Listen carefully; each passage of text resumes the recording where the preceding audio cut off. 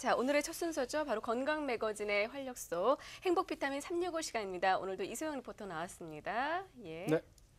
안녕하세요. 네, 안녕하세요. 네, 안녕하세요. 네, 반갑습니다. 반갑습니다. 네, 예. 뭐 키가 크시니까 인사도 안 하시려고. 네. 그래, 우리 키 큰 이소영 씨. 네. 네, 참 앉은 게도 크시고 얼굴도 기시고. 자, 오늘 어떤 내용 준비하셨나요? 네, 오늘은요. 여성이라면 누구나 평생에 한 번씩은 꼭 거치게 되는 폐경기에 대해서 준비를 해봤는데요. 네. 얼굴이 갑자기 붉어지거나 또 우울해지는 등 이런 폐경기 증후군으로 고생하는 여성분들이 많다고 합니다. 네. 그래서 오늘은요. 폐경기를 건강하게 극복하는 방법에 대해서 알아봤는데요. 지금부터 화면 함께 만나보시죠. 안녕하세요. 행복비타민 365의 이소영입니다. 폐경기는 여성이라면 꼭 일생에 한 번씩 거치게 되는 시기인데요. 이 시기를 어떻게 받아들이고 또 치료하느냐가 정말 중요하다고 합니다. 그래서 오늘은 갱년기를 건강하고 또 슬기롭게 보낼 수 있는 방법에 대해서 자세히 알아보겠습니다. 함께 들어가시죠. 흔히 폐경이 찾아오면 마음은 서운하고 몸은 힘들다고들 말씀하시죠. 여성의 경우 폐경기를 전후로 해서 성호르몬의 분비량이 줄어들어 다양한 신체적, 정신적 변화를 경험하게 되는데요. 수시로 우울해하거나 짜증을 내고 또 얼굴이 화끈거리며 식은땀을 흘리는 등의 증상이 나타납니다. 폐경을 맞은 여성은 폐경 전후에 나타나는 이러한 심신의 변화에 당황하지 말고 극복 방안을 찾는 것이 급선무라고 하는데요. 원장님께 폐경기에 대한 자세한 설명을 들어봤습니다. 원장님, 폐경은 난소 기능이 감퇴해서 생리가 중단되는 거잖아요. 그렇다면 평균적으로 언제 폐경이 일어나나요?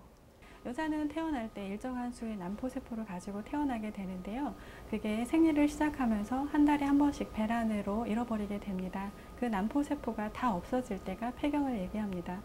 우리나라 여성의 폐경 연령은 50세 전후인데 요즘 건강 관리를 아주 잘 하셔서 폐경 연령은 점차 늦어주는 추세에 있지만 40세 전에 폐경이 되는 조기 폐경은 점점 늘어나고 있는 추세입니다. 그렇군요. 그러면은 폐경기가 되면은 어떤 증상이 나타나는지도 궁금합니다. 우선 얼굴이 갑자기 막 붉어지는 안면 홍조가 제일 심하시고요. 그 다음에 걷잡을 수 없이 땀이 나서 온 몸을 다 적시고 옷이 다 젖는 경우까지 있습니다.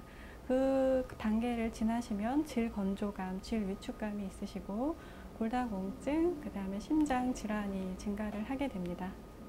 갱년기를 초기에 치료하지 않으면요, 여러 가지 합병증이 생길 수 있다고 들었는데요. 어떤 합병증이 있나요?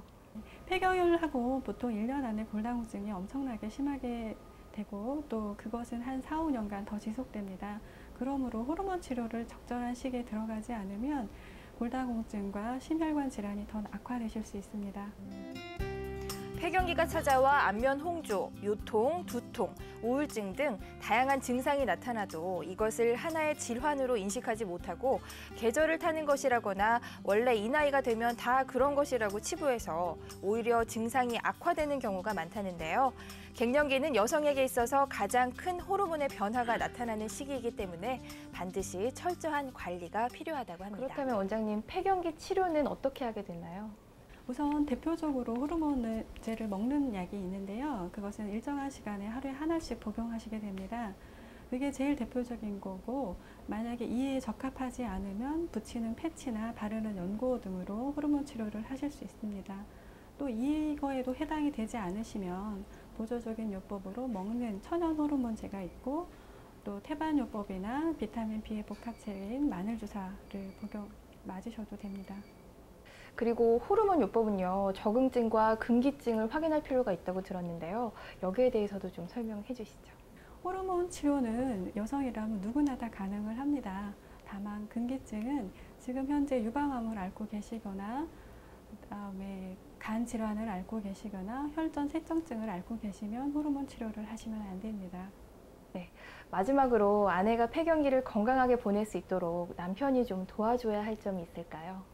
네, 우리나라 여성의 폐경 연령은 보통 50세 전후로 이때 당시에는 남편이 사회적으로 가장 왕성하게 일을 하시는 나이이고 자녀들은 이제 다 커서 자기만의 사회생활이 생기는 시기입니다. 그러므로 여성들은 혼자 폐경을 맞게 되는데요. 이때 만약에 아내가 폐경 증상으로 힘들어하는 것 같으시면은 남편분께서는 먼저 다가가서 같이 보살펴 주시면 좀 더 효과적으로 폐경기를 지내실 수 있을 것 같습니다. 폐경기를 맞은 여성들은 갑작스런 신체적 변화 때문에 당황하고 또 무력감을 느끼기 쉬운데요. 이럴 때일수록 긍정적인 마음으로 건강하게 극복하려는 노력이 가장 필요하다는 사실 꼭 기억하시기 바랍니다. 네, 잘 봤습니다. 네. 제 주변에도 보면은요, 갱년기 여성이지만 좀 시간이 나아지면 괜찮겠지라고 이렇게 방치하시는 네. 분이 있는데 그러시면 안 되겠네요. 네, 맞습니다.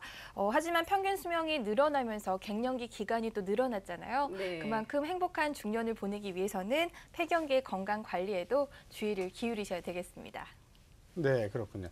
남편분들이 좀 잘해야 될 것 같아요. 그렇죠? 네. 밖에서 뭐 술도 지고 바쁠 때고 집안 뭐 대충 부인 적당히 아프다 말겠지 이런 게 아니라 이럴 때, 그 나이 때 콕 아내를 관심 갖고 사랑해주면 남편들도 더 나이 먹어가지고 구박받지 않는 비결일 것 같아요. 네, 네. 맞습니다. 가장 중요한 부분일 것 같은데요. 네. 아내나 어머니가 폐경기 증상을 호소하면요, 긍정적인 마음을 가지고 극복할 수 있도록 가족들이 모두 도와주시는 게 필요하겠습니다. 네, 알겠습니다. 저도 그렇게 하도록 하겠습니다. 네. 노력하겠습니다.